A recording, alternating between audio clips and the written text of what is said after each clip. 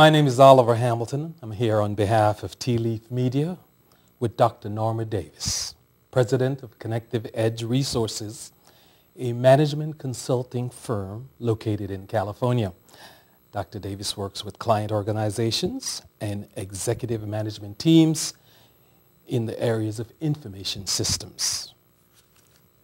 Dr. Davis serves as an adjunct professor for California State University, Fullerton, in the School of Business and Economics.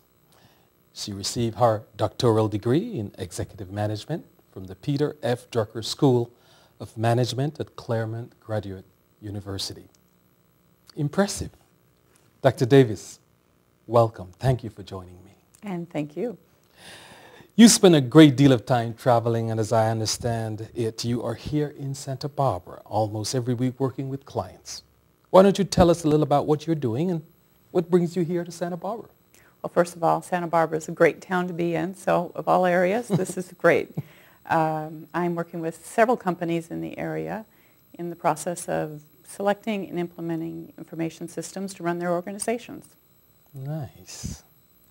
One of the critical areas that small IT firms struggle with is project management. I know you're familiar with that. In your opinion, what are the most important tools that a project manager can use in order for a project to succeed? In my opinion, there are three. And the first one is identifying what the scope of the project is.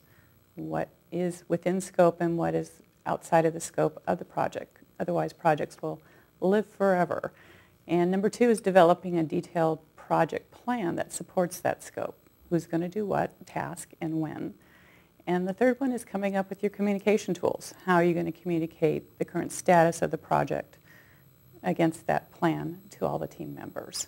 And who sets that up? Is that something that you do and work with the companies? Yes. As a project manager, that's my primary role. It's nothing really magic. It's just defining what needs to be done and making sure everyone works to that plan and keeping updated on that plan. Now, of course, companies are unique. Their personnel are unique. Yes. How do you work with different personnel in different companies?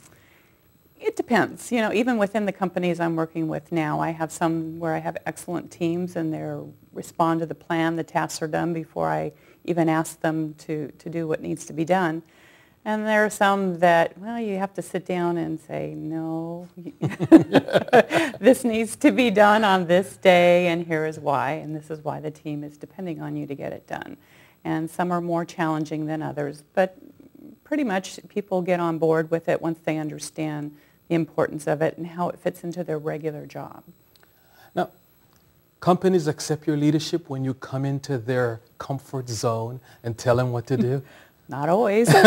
Sure would make my job easier if that were the case. But you absolutely have to have the support of the top management team in order to be successful. And in fact, that's one of the risk assessments that I do. If I don't have the support, I won't take the assignment because it will fail. And I do not, as a professional, want to put myself in a position where myself or the project would fail. So that's one of the critical things that need to happen. That you have the top management group supporting you. Absolutely. That makes it easier.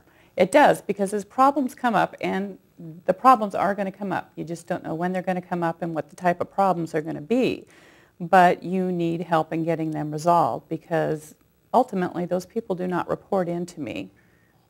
They report into their senior management team. So that's why you need to have that buy-in from senior management.